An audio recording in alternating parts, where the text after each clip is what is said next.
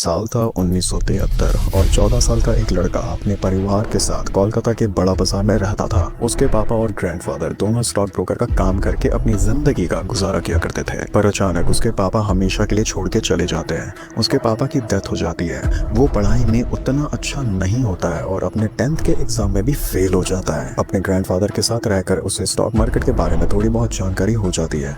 उसके अंदर ट्रेडिंग का पैशन डेवलप होने लगता है, पर उसकी उम्र अभी काफी कम थी। वक्त भी बीतता गया और फाइनली वो 19 साल का हो जाता है और ट्रेडिंग करना शुरू कर देता है। ट्रेडिंग से वो अपनी उम्र के हिसाब से वो काफी अच्छा प्रॉफिट बनाने लगता है और अब उसे लगने लगता है कि उसे ट्रेडिंग का गेम समझ आ गया है और जल्द ही वो अपनी फैमिली को बहुत अच्छी जिंदगी दे पाएगा। वो हर रोज ट्रेडिंग करता और हर बार उसे यही उम्मीद लगी रहती कि इस ट्रेड के बाद वो पक्का करोड़पति बन जाएगा। वो जितने पैसे बनाता अगले ट्रेड में सारे पैसे लगा देता और फिर और ज्यादा प्रॉफिट बनाता। हमेशा की तरह एक दिन उसके पास जितने भी पैसे थे उसने सारे ट्रेड में लगा दिए, इस उम्मीद से कि इस बार वो पक्का बड़ा प्रॉफिट बनाने वाला है। पर बदकिस्मती से इस बार उसे लॉस का सामना करना पड़ता है और उसके सारे पैसे डूब जाते हैं और वो सिर्फ अपने पैसे लॉस नहीं करता बल्कि और कर्ज में चला जाता है। अब उसे किसी भी तरह 15 दिन से पहले अपने इस कर्ज को भरना था। जब उससे कोई रास्ता नहीं दिखता है तो आखिर में उसे अपने इस लोन को भरने के लिए अपनी मम्मी की ज्वेलरी को सेल करना पड़ता है। उसका ट्रेडर बनने का सपना मानो टूट सा जाता है और वो डिसाइड करता है कि अब वो ट्रेडिंग को हमेशा के लिए छोड़ देगा। एक दिन उसने आसपास देखा कि कुछ लोग किराने स्टोर में 1-2 रुपए की पुड़िया बना के बेच रहे हैं। उसने अपनी मम्मी से कहा कि मैं भी यही करना चाहता हूँ। तब उसकी मम्मी ने उसे डांटते हुए कहा कि बड़ा सोचो। कुछ महीने बाद वो फिर से ट्रेडिंग करना शुरू करता है और मुंबई शिफ्ट हो जाता है। वो प्रॉफिट तो बना रहा होता है पर उसके एक गलत ट्रेड के कारण वो फिर से भारी लॉस में चला जाता है और ये सांप सीढ़ी का खेल चलता रहता है। आखिर में वो डिसाइड करता है कि ये ट्रेडिंग को छोड़कर मुझे लॉन्ग टर्म इन्वेस्टमेंट के बारे में सोचना चाहिए। साल आता है 2004 और वो अपनी सेविंग को 3 कंपनी में इन्वेस्ट कर देता है, Aegis Logistics, Cera sanitary ware and Atul auto. वक्त बीतता जाता है और लगभग 10 साल के अंदर यानी 2014 तक उनका प्राइस वैल्यू 100 गुना बढ़ जाता है, जिसके कारण उसका करोड़ों में प्रॉफिट बनाने का सपना फाइनली पूरा हो जाता है। ये सिर्फ कोई और नहीं बल्कि आज लगभग 1723 करोड़ का मालिक है। दिग्गज निवेशक, ace investor, the director of Kedia Securities, Vijay Kedia, Vijay Kedia, mister Vijay Kedia, Vijay Kishanlal Kedia.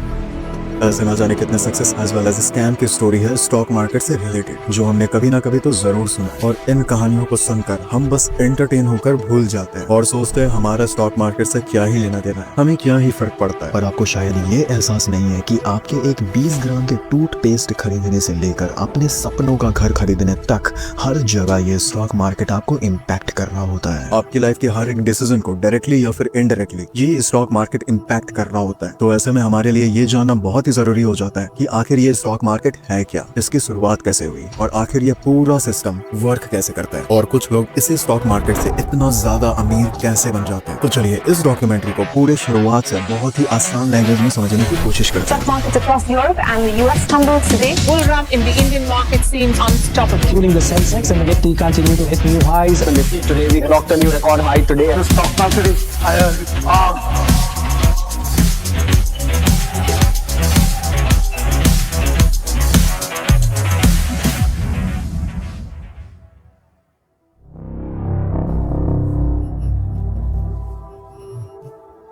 Commercial revolution की शुरुआत से ही फ्रांस में फाइनेंस और डेप्ट मैनेजमेंट बहुत तेजी से बढ़ रही होती है। उसी के साथ साथ फॉर्मल बैंक्स भी सेटअप की जा चुकी थी। एग्रीकल्चर के लिए लोन्स दिया करती थी पर इन लोन्स को मैनेज करना मुश्किल होता जा रहा था। तो इन डेप्ट्स को मैनेज करने के लिए बैंक्स के बिहाफ में कुछ लोगों को अपॉइंट किया जाता है जो इन लोन्स की बाइंग और सेलिंग को मैनेज किया करते थे और इन लोगों को फ्रेंच में कॉर्डियर्स द चेंज कहकर बुलाया जाता था, जिसका मतलब हुआ फॉरेन एक्सचेंज ब्रोकर या मनी ब्रोकर। और इस तरह ब्रोकर के कॉन्सेप्ट की शुरुआत होती है। 16वीं शताब्दी के दौरान द डच स्पेनिश एम्पायर के अंदर आता था। किसी तरह 1581 में डच खुद को इंडिपेंडेंट डिक्लेयर कर देता है। इंडिपेंडेंस के बाद डच की पूरी इकोनॉमी पोर्तुगीज से लाई गई एशियन और अफ्रीकन स्पाइसेस को सेल करने पे डिपेंडेंट होती है। पर धीरे धीरे स्पेनिश एम्पायर का कंट्रोल पोर्तुगीज टेरिटरीज पे बढ़ने लगता है, जिसके कारण अब डच को पोर्तुगीज से स्पाइसेस लेकर सेल करने में दिक्कत होने लगती है। इसी इकोनॉमिक क्राइसिस से बचने के लिए the Dutch merchants Asian and African country का डायरेक्ट रूट ढूंढने का फैसला करती है ताकि उन्हें पोर्तुगीज पे डिपेंडेंट ना होना पड़े। लेकिन समंदर में एक नया रूट ढूंढना कोई आसान काम नहीं था। जब भी वो रूट ढूंढने निकलते तो उनके हर 10 में से 9 शिप कभी वापस नहीं लौट पाती थी और समुंदर में ही खो जाती थी। पर किसी भी तरह डच लोग फाइनली एक नया रूट ढूंढ निकालते हैं। अब ये रूट ढूंढना तो काफी कॉस्टली प्रोसेस था और साथ ही ये लोग स्पेनिश एम्पायर के साथ वॉर भी कर रहे थे। तो जो मर्चेंट्स इन सारी चीजों को फाइनेंशियली स्पॉन्सर कर रहे थे वो सब मिलकर एक कंपनी का फॉर्मेशन करते हैं, डच ईस्ट इंडिया कंपनी। इस कंपनी को और भी ज्यादा फंड्स की जरूरत थी जो कि ये सारे मर्चेंट्स मिलकर भी इकट्ठा नहीं कर पा रहे थे। तो उन्होंने दिमाग लगाया कि क्यों ना लोकल लोगों से भी पैसे लिया जाए और बदले में उनके साथ फ्यूचर में होने वाले प्रॉफिट्स को शेयर कर दिया जाएगा। इनका ये प्लान सक्सेसफुल रहता है और ये लोग लगभग 6 मिलियन गिल्डर्स कलेक्ट करने में सक्सेसफुल रहते हैं, जो आज के 110 मिलियन डॉलर के बराबर है। और अब ये पूरे प्रोसेस को मैनेज करने के लिए एम्स्टरडैम स्टॉक एक्सचेंज, जिसे आज हम दुनिया का सबसे पहला स्टॉक मार्केट के रूप में जानते हैं, and Dutch east India company publicly trade किए जाने वाली पहली कंपनी बन जाती है। इस मॉडल से इंस्पायर होकर दुनिया में और सारी कंट्रीज ने फंडिंग कलेक्ट करने के लिए स्टॉक एक्सचेंज की शुरुआत की। इंडिया में इसकी शुरुआत ब्रिटिश ईस्ट इंडिया कंपनी ने अपने वेंचर्स के लिए बॉन्ड्स और शेयर इश्यू करने के लिए की थी। मुंबई हमेशा से ही इंडिया का सबसे बिजी ट्रेडिंग स्पॉट रहा है और इंडिया में स्टॉक मार्केट की शुरुआत भी मुंबई के टाउन हॉल के सामने खड़े बनियान ट्री से ही हुई थी। धीरे धीरे मुंबई में स्टॉक ब्रोकर की संख्या तेजी से बढ़ने लगती है और आगे चलकर साल 1875 में 22 स्टॉक के ब्रोकर्स के ग्रुप ने मिलकर एशिया के फर्स्ट स्टॉक एक्सचेंज की नींव रखी थी, द बॉम्बे स्टॉक एक्सचेंज, जिसे आज हम शॉर्ट में BSE भी बोलते हैं। शुरुआत में इसे the native share broker association और फिर वक्त के साथ इंडिया के और भी स्टेट में रीजनल स्टॉक एक्सचेंज का सेटअप होना शुरू हो जाता है। आजादी के बाद साल 1977 Reliance industry Bombay stock exchange में लिस्ट किया जाता है और इंडिया स्टॉक मार्केट में एक नए एरा की शुरुआत होती है। इस पूरे स्टॉक मार्केट में जो भी ट्रेड हो रहा था इसे रेगुलेट करने की सख्त जरूरत थी ताकि किसी भी तरीके का स्कैम या फिर इलीगल एक्टिविटी से बचा जा सके। तो साल 1986 में securities and exchange board of India को स्टेबलाइज किया जा सके, जिसे हम सेबी भी कहते हैं। इसी के साथ साल 1993 में नेशनल स्टॉक एक्सचेंज की स्टेबलाइजमेंट की जाती है, जिसे NSE भी कहा जाता है। आज हमारे बॉम्बे स्टॉक एक्सचेंज दुनिया का 6th लार्जेस्ट स्टॉक एक्सचेंज के रूप में जाना जाता है। वही NSE दुनिया का 7th लार्जेस्ट स्टॉक एक्सचेंज बन चुका है। पर ये दोनों तो समझ आ गया कि ये पूरे स्टॉक मार्केट का शुरुआत कैसे हुआ, पर क्वेश्चन तो ये है कि आखिर ये पूरा सिस्टम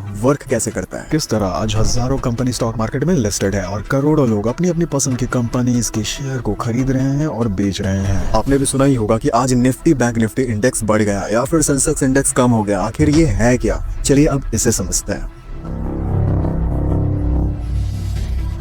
तो इमेजिन करो कि तुम्हारा एक फास्ट फूड का दुकान है, XYZ फास्ट फूड। आपके एरिया में आपकी ये शॉप की काफी चर्चा है और दूसरे एरिया से भी लोग आपके इस शॉप में आते हैं। आपको लगता है कि जिन एरिया से लोग ट्रैवल करके आपके पास आ रहे हैं, क्यों ना आप उन एरियाज में भी अपनी शॉप ओपन कर दो। आप अपनी सेविंग्स इकट्ठे करते हो और कुछ पैसे अपने दोस्तों और रिलेटिव से लेकर नई ब्रांच ओपन कर देते हो एंड आपकी दूसरी शॉप भी सक्सेसफुल रहती है और लोगों की भीड़ और बढ़ जाती है। अब आप सोचते हो कि कुछ तो बात है मेरे फास्ट फूड शॉप में, क्यों ना अपने सिटी के हर मेजर एरियाज में एक एक ब्रांच ओपन कर दिया जाए। और इस पूरे सेटअप के लिए आपको काफी ह्यूज अमाउंट ऑफ कैपिटल की नीड होगी जो आपके दोस्त और रिलेटिव भी नहीं दे पाएंगे। ऐसे में आप डिसाइड करते हो कि क्यों ना हाई नेटवर्थ वाले लोगों से हेल्प लिया जाए और बदले में मैं अपनी कंपनी का कुछ हिस्सा दे दूंगा। आप उनके पास जाते हो और अपनी फास्ट फूड शॉप के बारे में बताते हो। वो सब कुछ समझने के बाद कन्विंस हो जाते हैं और आपको पैसे देने के लिए तैयार हो जाते हैं। इन्हें इन्वेस्टर्स या फिर एंजल इन्वेस्टर्स भी कहते हैं और ये पूरा प्रोसेस आपने शार्क टैंक में भी देखा होगा। अब इन पैसों को लेकर आप अपने सिटी के सारे फेमस जगहों पे एक एक ब्रांच ओपन कर देते हो एंड गेस व्हाट, वो सारी शॉप सक्सेसफुल रहती है और आपके फास्ट फूड शॉप की चर्चा पूरे शहर में होने लगती है।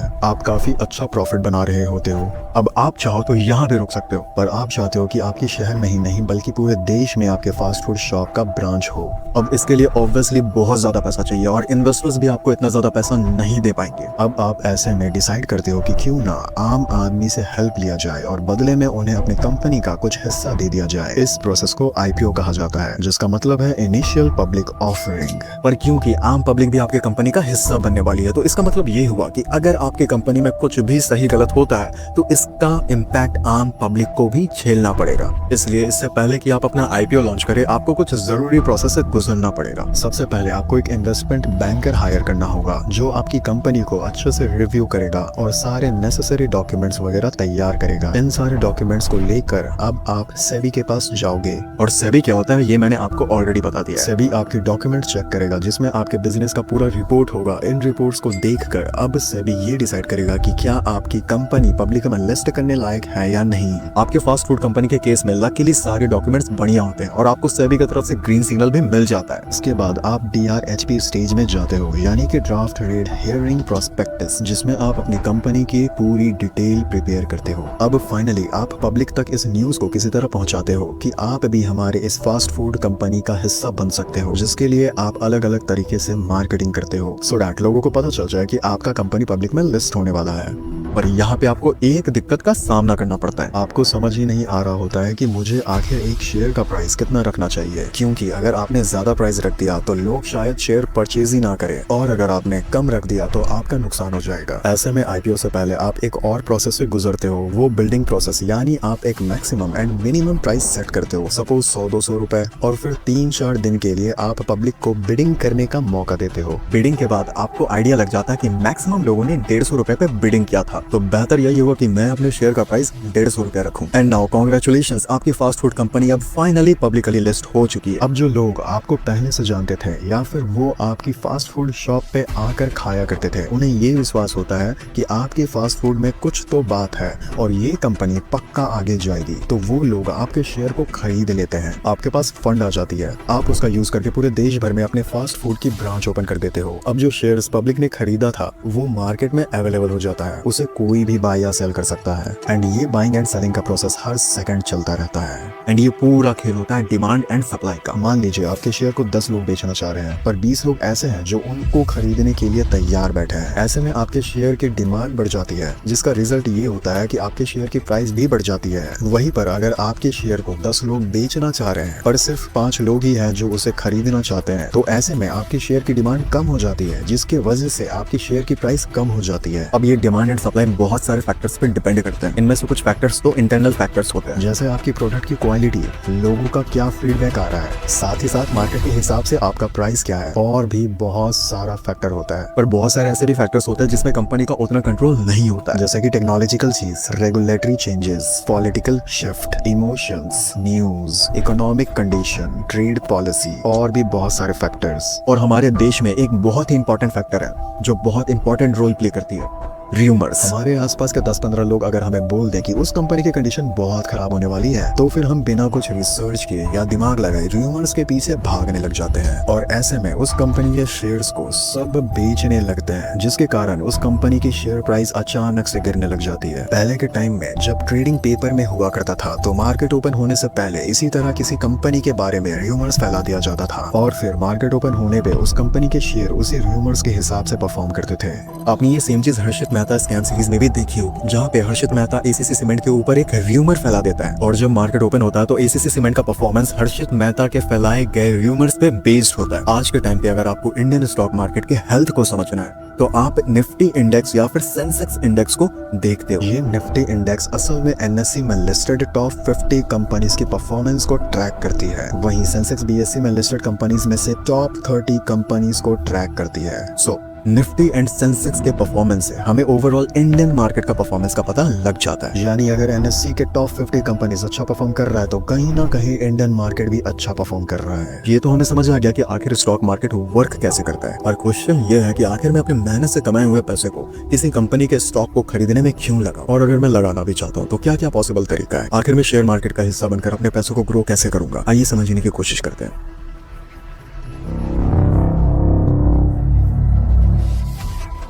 मान लीजिए कि आपने किसी तरह मेहनत करके 2015 में 26,000 रुपए सेव किए थे। उस वक्त आपको एक 10 ग्राम की ज्वेलरी लेनी थी जो 26,000 में आ जाती है, पर आपने सोचा कि अभी घर पे ही कैश को रखता हूँ, बाद में ले लूंगा। 2024 में आप फाइनली मन बनाते हो कि अब आप और वेट नहीं करोगे, आप अपने 26,000 लेकर ज्वेलरी शॉप जाते हो और 10 ग्राम की ज्वेलरी पसंद करते हो, और पेमेंट करते वक्त आप दुकानदार को 26,000 रुपए देते हो, और दुकानदार आपको कहता है कि ये ज्वेलरी 26,000 की नहीं मिल पाएगी, इसकी प्राइस 76,000 है। आपके पैरों तले जमीन खिसक जाती है कि भाई मैंने 26,000 में पिछले बार देखा था, अचानक से 76,000 कैसे हो गया। इस पूरे चीज को इन्फ्लेशन कहते हैं। यानी 2015 में आप जिन 26,000 रुपए से 10 ग्राम गोल्ड बाय कर सकते थे, पर आज उस 26,000 से आप लगभग 3.5 ग्राम ही गोल्ड बाय कर पाओगे। तो इसका मतलब ये हुआ कि आपके मेहनत से सेव किया गया अमाउंट वक्त के साथ साथ अपना वैल्यू खोता जाता है। ऐसे में आपको कोई ऐसा रास्ता ढूंढना पड़ेगा जिससे आप अगर उस 26,000 से 2015 में 10 ग्राम गोल्ड खरीद पा रहे थे तो अब 2024 में भी आप 10 ग्राम गोल्ड खरीद सको। इस इन्फ्लेशन को बीट करने के लिए आपके पास कुछ ऑप्शंस अवेलेबल हैं, जैसे बैंक में एफडी करवाना जिससे कि आपको एनुअल एक फिक्स्ड रिटर्न मिल सके। पर मोस्ट ऑफ द बैंक आपको 6% के आसपास आपको एनुअल रिटर्न देता है, यानी आपका 100 रुपए एक साल बाद 106 रुपए बन जाएंगे। पर इंडिया में इन्फ्लेशन रेट ही लगभग 6% के आसपास है, तो इन बेस्ट के सिनेरियो आपका सेविंग किसी तरह बस इन्फ्लेशन को बीट कर पाएगा। नेक्स्ट ऑप्शन आपके पास होता है कमोडिटी को बाय करके रखना। फॉर एग्जाम्पल, अगर आपने 2015 में वो 10 ग्राम गोल्ड बाय कर लिया होता तो आज आपका 26,000 सेविंग लगभग 76,000 हो जाता और आप इन्फ्लेशन को आराम से बीट कर लेते। इसी तरह और भी कमोडिटीज है जैसे सिल्वर वगैरह। नेक्स्ट ऑप्शन होता है आपके पास स्टॉक मार्केट, जहां आप कुछ शेयर खरीद कर किसी भी कंपनी के पार्ट ओनर बन जाते हो और बिना किसी मेहनत के उस कंपनी के प्रॉफिट के हिस्सेदार भी बन जाते हो और आप एक साथ जितने चाहो उतने कंपनी में इन्वेस्ट कर सकते हो। जैसे विजय केडिया के केस में 2004 में उसने अपने सेविंग्स को 3 कंपनी में इन्वेस्ट किया था और 10 साल बाद 2014 तक वो कंपनीज इतना ग्रो कर जाता है कि विजय केडिया का इन्वेस्टमेंट 100 गुना बढ़ जाता है। हमें ये तो समझ आ गया कि आखिर क्यों लोग स्टॉक मार्केट में इन्वेस्ट करते हैं, पर क्वेश्चन ये है कि आम इंसान कैसे स्टॉक मार्केट का हिस्सा बन सकता है। तो स्टॉक मार्केट में इन्वेस्ट करने के मेनली 2 तरीके होते हैं, डायरेक्ट इन्वेस्टमेंट या फिर इनडायरेक्ट इन्वेस्टमेंट। अगर आप चाहते हो कि आप पर्सनली किसी कंपनी की पूरी डिटेल पढ़ो एंड देन ये डिसाइड करो कि मुझे इस कंपनी में पैसा इन्वेस्ट करना चाहिए या नहीं, तो ये कहलाता है डायरेक्ट इन्वेस्टमेंट, मतलब कि आप डायरेक्टली पूरे प्रोसेस में इन्वॉल्व होते हो। वही अगर आप चाहते हो कि कौन ये सब टेक्निकल चीजों को पढ़ेगा, मुझे तो बस अपने पैसे डालने हैं और चुपचाप एक अच्छा रिटर्न लेकर निकलना है, तो ऐसे में आप इनडायरेक्ट इन्वेस्टमेंट की तरफ देखते हो, जिसे हम म्यूचुअल फंड भी कहते हैं। एंड आई एम श्योर कि आपने ये वर्ड कहीं ना कहीं जरूर सुना होगा। म्यूचुअल फंड में बेसिकली आप अपना पैसा एक ग्रुप और एक्सपर्ट्स के हाथों में दे देते हो जो स्टॉक मार्केट को अच्छे से जानता है और वो एनालिसिस करके आपके पैसे को बहुत सारे कंपनी में इन्वेस्ट करते हैं। आपका ये fund expert fund manager manage करता है, इसलिए इन फंड में स्टॉक के कंपैरिजन में बहुत कम रिस्क होता है। पर एक क्वेश्चन ये भी उठता है कि स्टॉक मार्केट तो पिछले 100-200 सालों से हमारे लाइफ का हिस्सा रहा है, तो पिछले कुछ सालों में ऐसा क्या हुआ कि इसकी पॉपुलैरिटी इतनी ज्यादा बढ़ गई।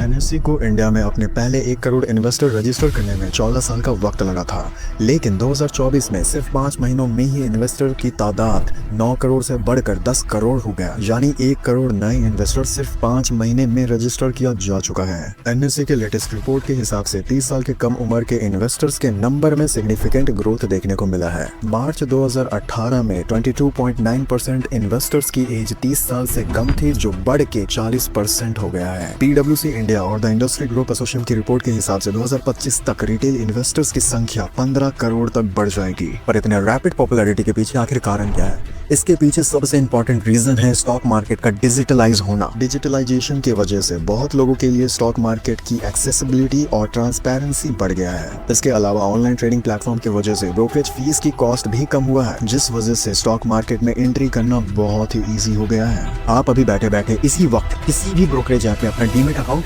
ओपन करवा सकते हो, कहीं दौड़ भाग करने की जरूरत नहीं, और फिर तुरंत ही आसानी से किसी भी कंपनी के शेयर को बाय सेल करना शुरू कर सकते हो। फंड्स इंडिया के स्टडी के हिसाब से पिछले 20 सालों में इंडियन स्टॉक मार्केट ने 16% रिटर्न दिया है, जो बाकी सारे ट्रेडिशनल एसेट के कंपैरिजन में सबसे ज्यादा है। इसके अलावा इंडियन मार्केट स्टॉक मार्केट के बेंचमार्क निफ्टी 50 ने दुनिया के बाकी सारे इंडेक्स के कंपैरिजन में कई ज्यादा रिटर्न दिया है। इस रैपिड ग्रोथ में सोशल मीडिया इन्फ्लुएंसर का बहुत बड़ा रोल रहा है। आज इंडिया में ऐसे बहुत सारे इन्फ्लुएंसर हैं जो स्टॉक मार्केट के कॉन्सेप्ट को बहुत ही इजी और आसान लैंग्वेज में लोगों को समझा रहे हैं, एंड एज अ रिजल्ट ज्यादा से ज्यादा लोग इस स्टॉक मार्केट का हिस्सा बन रहे हैं। पर कैसा हो, इस पैसे से भरे मार्केट को लोग गैम्बलिंग की तरह ट्रीट करने लगे। कैसा हो कि मेजॉरिटी लोग ये सपना देखने लगे कि मैं रातों रात करोड़पति बन जाऊंगा। कैसा हो, लोग अगर बिना किसी एनालिसिस के, बिना किसी रिसर्च के, बिना किसी नॉलेज के अपने सारी सेविंग्स इस मार्केट के अंदर डाल दे, बस अपनी किस्मत के भरोसे कि मेरा पैसा भी 100 गुना बढ़ जाएगा। बदकिस्मती से आज इंडिया में यही चीज हो रही है। सेबी की रिपोर्ट के अकॉर्डिंग हर 10 में से 9 लोग लॉस का सामना कर रहे हैं। फाइनेंशियल ईयर 2022 से फाइनेंशियल ईयर 2024 के दौरान लोगों ने लगभग 1.8 लाख करोड़ की लॉस की है। आप समझ रहे हो 1.8 लाख करोड़, यानी कितने लोगों की पूरी जिंदगी की कमाई, पूरी जिंदगी की सेविंग एक झटके में उड़ गई होगी। 1 करोड़ लोगों में से 93% लोग ऑन एन एवरेज 2 लाख का लॉस कर चुके हैं, और इन सारे लोगों में से सिर्फ 1% ही लोग ऐसे थे जो 1 लाख से ज्यादा प्रॉफिट बना पाए। और ये डेटा उस इन्वेस्टमेंट की नहीं है जिसकी बात अब तक हम इस डॉक्यूमेंट्री में कर रहे हैं, बल्कि ये data futures and options trading. लगभग 1,20,000 रुपए आपको एफएनओ में